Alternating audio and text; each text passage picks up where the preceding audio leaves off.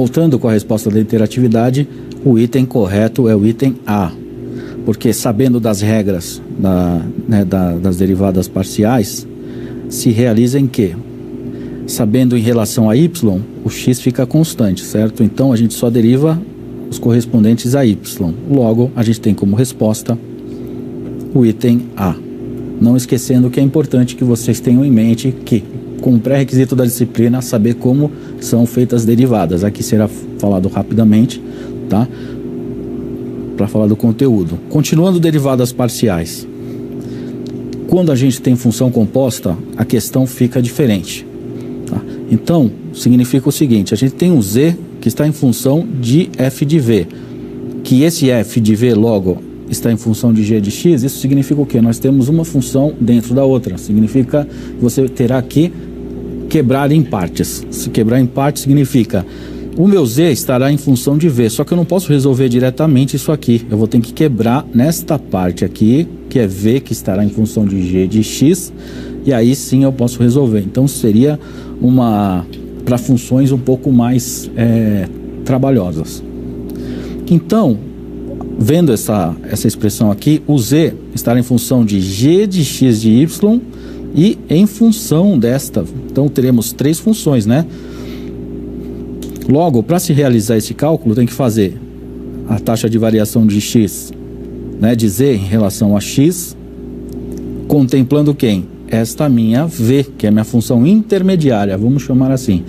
Esta v é minha função intermediária, tá? Aqui, que será resolvido dessa forma. Então, esse v será derivado aqui e aqui, tá? E aqui, em relação à taxa de variação de z em relação a y, teremos essa mesma questão.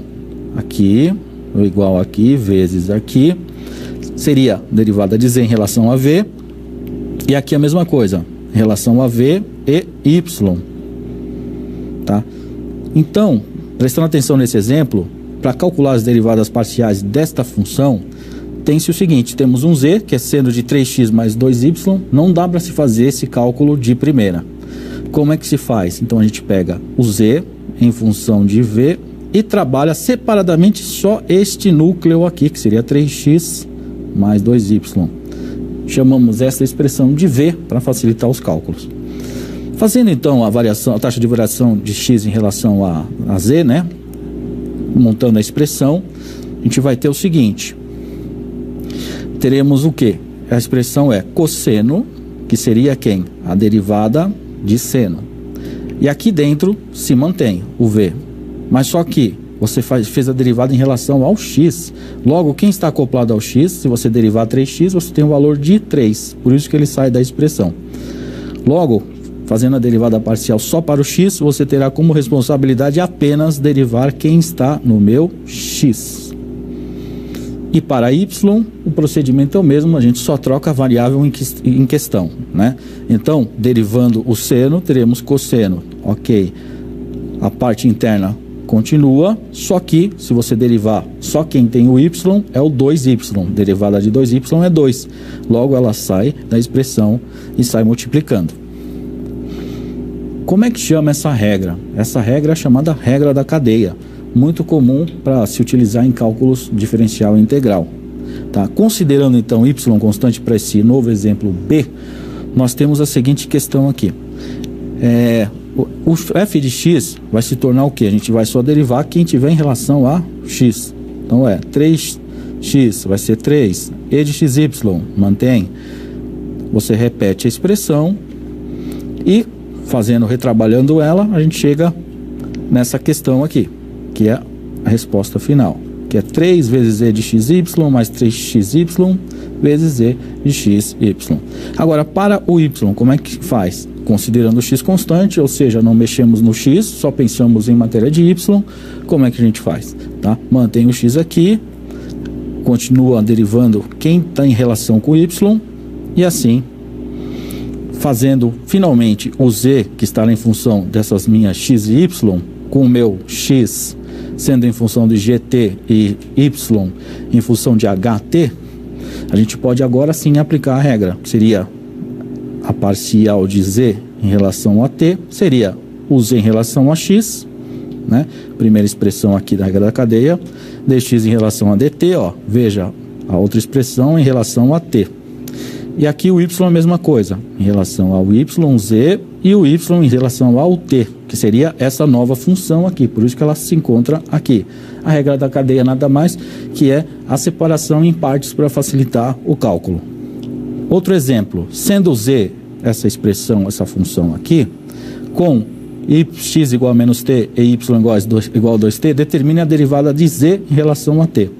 Ou seja, eu vou fazer a derivada de z em relação ao meu t. E o meu t está atrelado às minhas duas variáveis. Então, o que eu faço? Faço uma para cada uma, de x e y. Tá? E a gente usa a regra da cadeia devido a esse aspecto, de separar a taxa de variação do meu z, que seria esta função geral, que é uma função mais complexa de trabalhar, em relação ao t. Que seria o t? As variáveis atreladas ao x e ao meu y. Como é que eu faço? Eu faço a separação em relação ao x e t, z e x. Mesma coisa aqui, z em relação a y e t. Eu incorporei esta nova aqui, ó, que é em relação a t. Por quê? A t porque ela está atrelada às minhas variáveis que estão dentro da função z. Então é como se eu estivesse abrindo algo muito, tirando uma caixa de dentro da outra. Então eu vou colocando a caixinha do x e o y, eu faço, e depois eu pego a caixa maior que é z. Então, fazendo os devidos cálculos em relação a y constante, a gente sabe que a derivada aqui, em relação de z a x, a gente vai o quê? Manter o meu y constante, derivada de x é 1, então ficou y terceira, e 2xy, a minha derivada de x também é 1, fica o 2 e o y. Assim para o y também, eu considero o meu x constante e derivo o y aqui, que vai ser 3y ao quadrado, mais o 2 mantém, e o y, derivada de y é y, logo ficará x apenas. Agora, para as expressões atreladas à variável t, como é que se faz? Derivada de x em relação a t é muito simples, ou seja, o que é o t? Derivada de t é 1, mas está negativo, é menos 1. Aqui, y é igual a 2t, eu derivo o 2t, então ele fica apenas 2. Fazendo dessa forma e incorporando aqui a nossa expressão já conhecida, que seria a regra da cadeia, a gente incorpora o aspecto da derivada de x em relação de z em relação a x, aqui, é isso aqui, que a gente obteve primeiro. O y, que a gente obteve. E por fim, essas atreladas ao d em relação a t, do x, e dy em relação a t, tá? Então essas são as expressões desta parte, tá? Perdão que isso aqui, ele está aqui dentro, e o menos 1 é do y, tá? Então, você obtém essa primeiro, essa depois, são as variáveis iniciais da nossa expressão, e depois essa em relação a t e y em relação a t. Depois você junta as expressões e fecha a resolução da regra da cadeia. Bom, outro exemplo para fixar essa expressão aqui, dizer xy mais e elevado a x vezes y, sabendo que o x é cosseno de t, ó, em relação a t sempre, ó, e y seno de t, como é que se faz a derivada de z em relação a t? Então eu estou querendo trabalhar esse cara em relação a t. Com a regra da cadeia, essa expressão geral da regra da cadeia, a gente pode fazer a seguinte formatação. Nós temos o z em relação a x e o z em relação a y. Resolve-se esses primeiros e depois resolve-se esses depois. Então, esses aqui a gente resolve depois, ó, em relação a t. E esses a gente resolve primeiro que em relação à primeira função. Vem para cá e essa aqui para cá. Então, resolvendo. Bom, em relação a x, a gente considera y constante. Então, derivando aqui, sabe-se que esse x vai ser 1. Então, vai ser só o y, mais o e de x derivada de e de x é e de x. Y mantém-se constante. Agora, vamos fazer pro z em relação a y. A gente mantém o x constante, deriva o y, vai ser quem? X mais e de x. Ou seja, esses dois y aqui vão embora, porque eles foram derivados. Continuando. X cosseno de t e y seno de t, se faz o que? A derivada em relação a t do x. Logo, como é que é a derivada de cosseno? Menos seno de t. E y, o inverso, né? Qual é a derivada de seno de t? Cosseno de t. Então, essas duas expressões vão fechar nesta expressão geral aqui da regra da cadeia. Então, encontramos quem? Esse aqui agora por último, esse aqui e esse aqui. Só substituir. E esses aqui foram no slide anterior, esse e esse. Logo, a gente junta coloca as expressões obtidas, né? Essa aqui de z em relação a x, essa aqui dx em relação a dt, e assim por diante. Aqui é o do y. Então, é assim que se faz a regra da cadeia. Para o terceiro exemplo, mesma coisa, só que quando t é zero, sendo a função ln, já é um pouco diferente. Mas o princípio é o mesmo. A regra da cadeia, a expressão geral é essa. Fazendo a derivada de z em relação a x, ou seja, pega essa expressão e só deriva, acha o y constante. Então aqui, y constante, derivo só o x. A gente tem 1 sobre x mais y. A mesma coisa agora para x constante, a gente vai ter 1 dividido por x mais y, porque a derivada de logaritmo é assim. Fazendo agora x seno de t e cosseno de t, a mesma coisa do outro exemplo. Derivada de um é cosseno de t e de outro seno de t. Logo, substituindo na regra da cadeia, teremos esta configuração. Tá? Ou seja, coloca aqui em estiver em relação a z, em relação a t para o meu x, e aqui para o meu y, em relação a z, em relação a t. Tá? Então, assim, a regra da cadeia. A gente quebra em duas partes, coloca essa primeira parte e depois a segunda parte essa.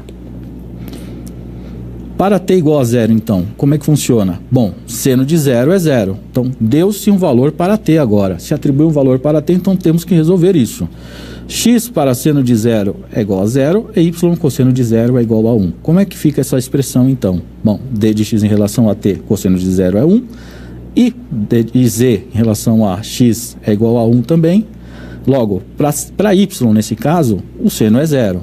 Então, a nossa expressão derivada vai ser 1. Logo, a minha dz em relação a t vai ser 1 vezes o 1, que seria as expressões de x, né, das derivadas parciais, e aqui o y. Logo, 1 mais 0 é 1. Vamos para a interatividade. A derivada parcial de z igual a raiz de x ao quadrado vezes y à terceira mais 3y em relação a x é, item A, f de x meio vezes x ao quadrado vezes y à terceira mais 3y elevado a menos meio. Item B, f de x meio vezes x ao quadrado vezes y à terceira mais 3y elevado a meio vezes 2x. C, item C, f de x meio vezes x ao quadrado vezes y de 3 mais 3y elevado a menos meio vezes 2x vezes y à terceira.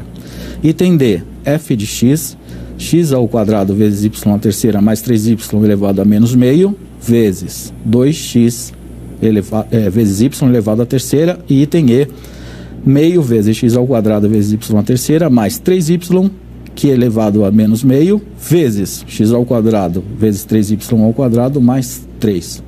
Já voltamos com a resposta.